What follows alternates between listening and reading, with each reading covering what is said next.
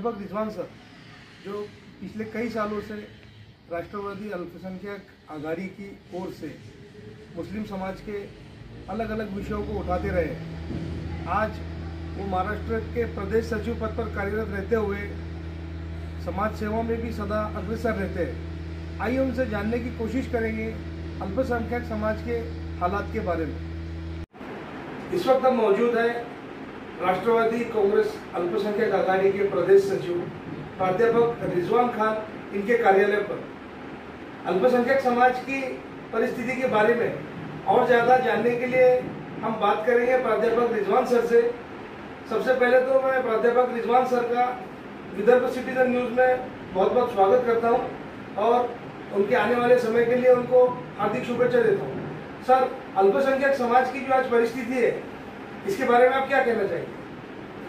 सबसे पहले तो विदर्भ सिटीजन चैनल का मैं बहुत बहुत धन्यवाद करता हूँ कि आपने एक अच्छी पहल की है कि जो अल्पसंख्यक आघाड़ी के अंदर महाराष्ट्र लेवल के ऊपर जो नेता काम कर रहे हैं तो उनका एक इंटरव्यू शाये करना, मैं समझता हूँ आपकी ये पहल महाराष्ट्र के अंदर एक बहुत इम्पोर्टेंट प्लेस रखती है। जैसे कि आपने सवाल किए कि अल्पसंख्यक समाज के अंदर जो युवा है तो इनका क्या मुकाम है, तो मैं समझता हूँ कि अल्पसंख्यक समाज जो है तो आज शिक्षण क्षेत्र के अंदर बहुत पीछे है और साथ ही साथ अवेयरनेस जो है तो बहुत कम आता है, जिसकी वजह से आज महाराष्ट्र की नहीं बल्कि पूरे हिंदुस्तान की जो अल्पसंख्यक समाज है तो पिछड़ा वर्ग माना जाता है। तो हमारा जो पार्टी का जो विजन है, माननीय शरदचंद्र जी पवार साहब जो हमारे नेता हैं, जो संस्थापक अध्यक्ष है माननीय खासदार शरदचंद्र जी पवार साहब, तो इन्होंने एक विजन रखे हैं कि हम किस तरह से अल्पसंख्यक समाज को एक मुख्य पर्व में ला सकें। जैसे कि हमारे अल्पसंख्यक कार्य मंत्री माननीय नवाब मलिक साहब अभी जो पुलिस भर्ती होने वाली है, महाराष्ट्र के इतिहास के अंदर सबसे बड़ी पुलिस भर्ती अभी होने वाली है, जिसके अंदर 12,500 के करीब जो है सिपाही भर्ती होने वाली है। तो उसके अंदर एक विशेष कार्य हमारे महाआघाड़ी सरकार की तरफ से किया जा रहा है, जिसके अंदर अल्पसंख्यक कार्य मंत्री माननीय नवाब मलिक साहब ने एक पहल की है कि जो बच्चे इस भर्ती के अंदर अपना पार्टिसिपेशन करना चाहते हैं तो इनको भर्ती पूर्व प्रशिक्षण दिया जा रहा है। तो मैं समझता हूँ कि एक बहुत बड़ा एक अहम किरदार, एक बहुत बड़ा रोल जो है तो हमारे महाआघाड़ी सरकार की तरफ से किया गया है। और मैं अपने युवाओं से, अपने अल्पसंख्यक जो खास करके मैं माइनॉरिटी सेल से हूँ, इसलिए मैं अल्पसंख्यक युवाओं से मैं एक आजिज़ाना उनसे रिक्वेस्ट करता हूँ कि वो इस संधि का फायदा उठाए और शिक्षण क्षेत्र में ज़्यादा है और ज़्यादा से ज़्यादा स्पर्धा परीक्षाओं की तरफ अपना ध्यान दें। क्योंकि आप अगर नौकरी की तरफ आपका रुझान रहेगा तो नौकरी सिर्फ आपको एक टीचर ही नहीं बनना है, आपको एक फार्मासिस्ट ही नहीं बनना है। एक स्पर्धा परीक्षा एक ऐसा प्लेटफॉर्म है कि अगर आप वहाँ पर अगर मेहनत करते हैं, जद्दोजहद करते हैं, कोशिश करते हैं, तो आपकी काबिलियत की बुनियाद के ऊपर आपको एक अधिकारी बनने का पूरी तरह से आपको वहाँ पे चांस है। वर्षों से मुस्लिम समाज का, अल्पसंख्यक समाज का केवल मतदान के लिए उपयोग किया जाता रहा है। जो भी सरकार में आता है वो ये वादा करता है कि हम सरकार में आने के बाद मुस्लिम समाज को आरक्षण देंगे, एजुकेशन में आरक्षण देंगे, नौकरियों में आरक्षण देंगे। उसी तरह महाविकास आघाड़ी की तरफ से भी जब इलेक्शन हो रहा था उससे पहले ये आश्वासन दिया गया था कि आज जब हम सत्ता में आएंगे तो मुसलमानों को एजुकेशन और नौकरियों में आरक्षण देंगे, लेकिन वो आरक्षण अभी तक नहीं दिया गया। इसके बारे में आपका क्या कहना है? आसिफ भाई, जैसे कि आपने सवाल किया कि मुस्लिम समाज का पार्टी के अंदर यूज़ किया गया, तो मैं आपको एक बात बताना चाहता हूँ कि हमारी जो पार्टी है, जो सेक्युलर पार्टी है, माननीय शरदचंद्र जी पवार साहब के अंडर में जो मैंने आपको बताया कि कुटुंब के तहत हम काम करते हैं, तो हमारी पार्टी के अंदर कभी कोई जात पात या कोई धर्म ऐसा कोई विषय नहीं होता है। यहाँ पर जो है तो काम करने वाले की कदर होती है और हर समाज को महत्व दिया जाता है, हर समाज के लोगों को उतना ही मान सम्मान दिया जाता है और उतनी ही इज्जत दी जाती है। जैसे कि आपने जो सवाल किए तो मैं आपको उसका जवाब नहीं कहना चाहता हूँ कि माननीय शरदचंद्र जी पवार साहब ने अभी जो हमारी महाविकास आघाड़ी की तरफ से जो 3 पार्टियों की जो सरकार बनी है, तो इसके अंदर मुस्लिम समाज के अंदर स्पेशल माननीय नवाब मलिक साहब जो है तो हमारे क्या अल्पसंख्यक कार्य मंत्री और कौशल विकास मंत्री बनाए गए हैं। उसके बाद में कैबिनेट मंत्री के तौर पर माननीय हसन मुशर्रफ साहब को बनाया गया और उसी के साथ साथ आज अभी कुछ 1-2 महीना पहले जो है तो खासदार जो हमारे माननीय खासदार के तौर पर डॉक्टर फौजिया खान मैडम को बनाया गया है। तो हमारी जो पार्टी है या महाराष्ट्र युवक प्रदेश अध्यक्ष के तौर पर माननीय महबूब शेख भाई पर नियुक्ति हुई। तो हमारी जो पार्टी है तो हमेशा एक सेकुलर पार्टी रही है और हमेशा इस पार्टी ने मुस्लिम समाज को विशेष स्थान दिया है, अल्पसंख्यक समाज को एक विशेष स्थान दिया है और इनके कल्याण के लिए हमेशा काम किया है। और माननीय शरदचंद्र जी पवार साहब ने विशेष तौर पर अल्पसंख्यक जो विभाग है वो हमारे माननीय कैबिनेट मंत्री माननीय नवाब मलिक साहब के रूप के अंदर लेकर और उसकी इच्छा ही ये है, उसके पीछे का विजन ये है कि हम ज़्यादा से ज़्यादा अल्पसंख्यक समाज को कल्याणकारी योजना पहुँचाकर उन तक के पहुँचाएँ। और आपने दूसरा एक सवाल किया कि 5% रिजर्वेशन, मैं आपको ये बात कहना चाहूँगा कि इससे पहले भी ये बात सदन के अंदर हो चुकी है, हमारे महाराष्ट्र के सदन में ये बात हो चुकी है और बहुत जल्द हमारी महाआघाड़ी सरकार जो है तो इसके ऊपर सकारात्मक निर्णय लेने वाली है और मुस्लिम समाज के विकास के लिए उनको युवाओं को आगे बढ़ाने के लिए बहुत ज़्यादा सकारात्मक विचार रखती है और उसके विकास के लिए कटिबद्ध है। तो इसके भी बहुत जल्द हमारे महाविकास आघाड़ी इसके लिए निर्णय लेंगे, ऐसे मुझे पूरी तरह से विश्वास है। प्राध्यापक रिजवान खान जो राजकारण में आने से पहले एक बहुत ही अच्छे पद पर शैक्षणिक क्षेत्र में प्राध्यापक के तौर पर काम कर रहे थे, वो काम छोड़कर उनका राजकारण में आने का मकसद क्या है और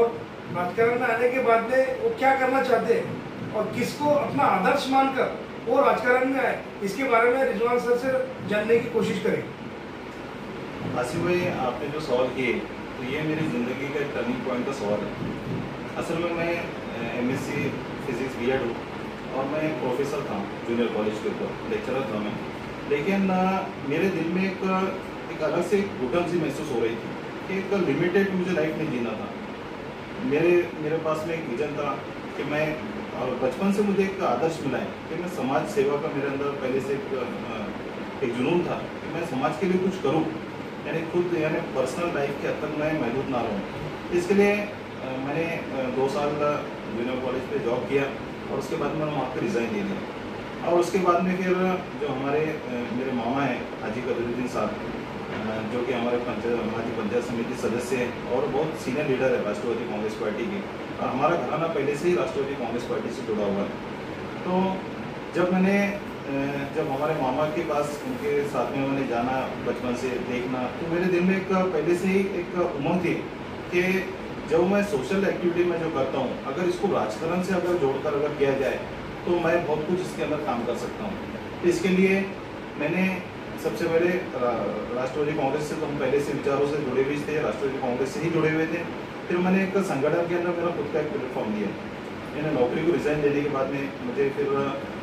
जिला कार्यकारिणी के अंदर पहले मेरा सभासद हुआ, फिर उसके बाद में जिला उपाध्यक्ष करके मुझे बुल्ढाना जिला उपाध्यक्ष करके माननीय जो मेरे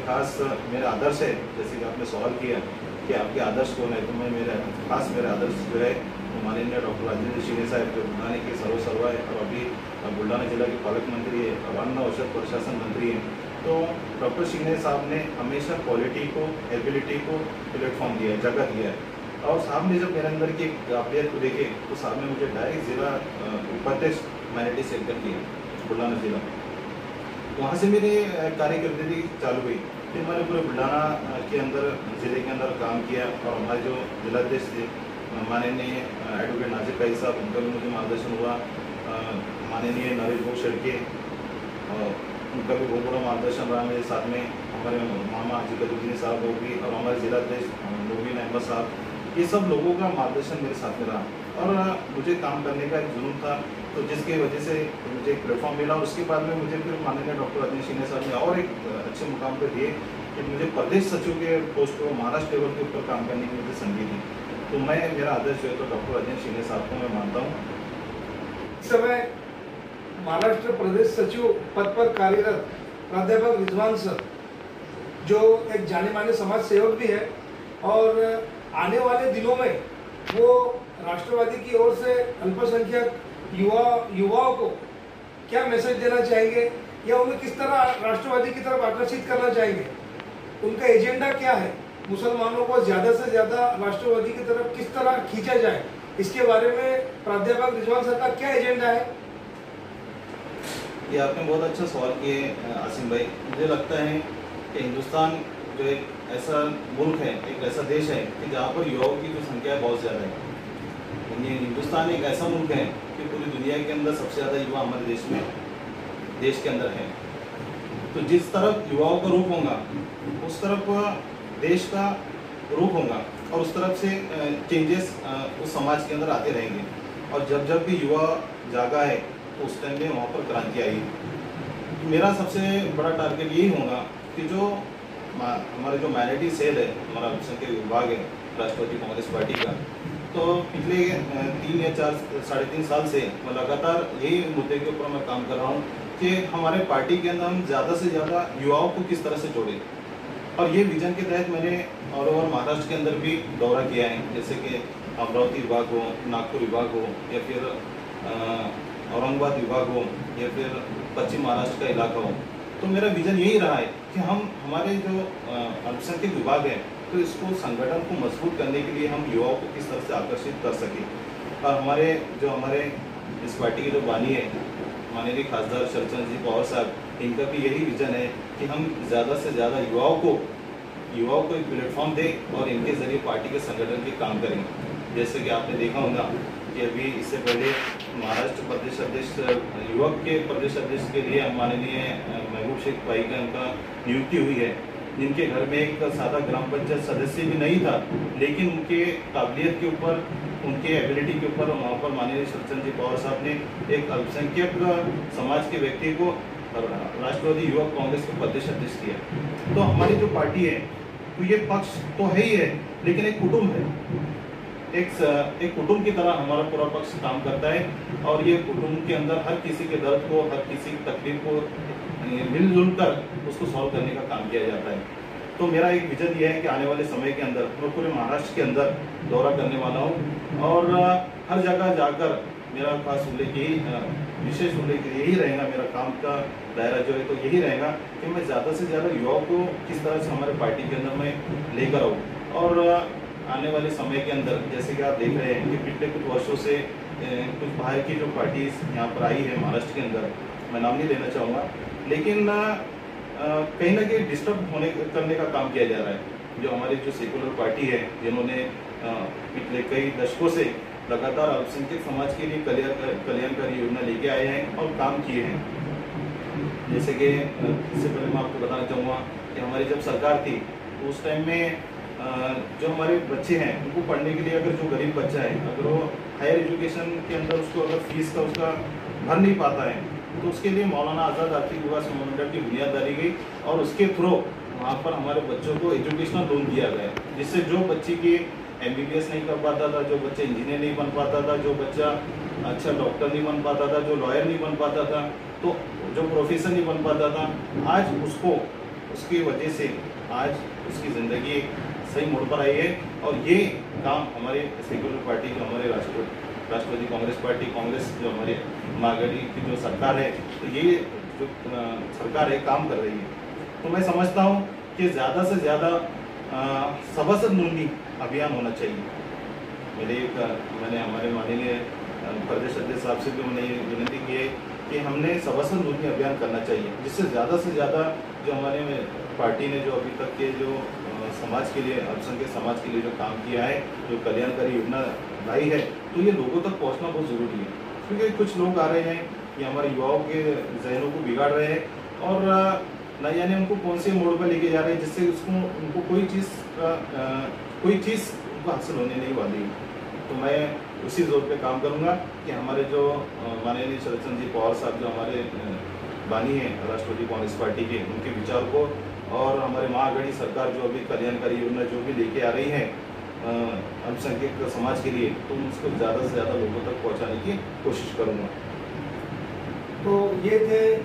राष्ट्रवादी अल्पसंख्यक आघाड़ी के प्रदेश सचिव प्राध्यापक रिजवान सर, जिन्होंने अपना एजेंडा राष्ट्रवादी के माध्यम से वो अल्पसंख्यक समाज के लिए क्या करने वाले हैं उसके बारे में हमें जानकारी दी। विदर्भ सिटीजन न्यूज़ से बात करने के लिए बहुत बहुत शुक्रिया प्राध्यापक रिजवान सर। मैं बहुत बहुत शुक्रगुजार हूँ कि आपने मुझे इस काबिल समझा और मुझे एक प्लेटफॉर्म दिया विदर्भ सिटीजन ने कि आज मेरी बात जो है तो पूरी कौम तक के और पूरे अल्पसंख्यक समाज तक पहुँच रही है आपके माध्यम से। और मैं आपको भी शुभेच्छा देता हूँ कि आपके चैनल को बहुत ज़्यादा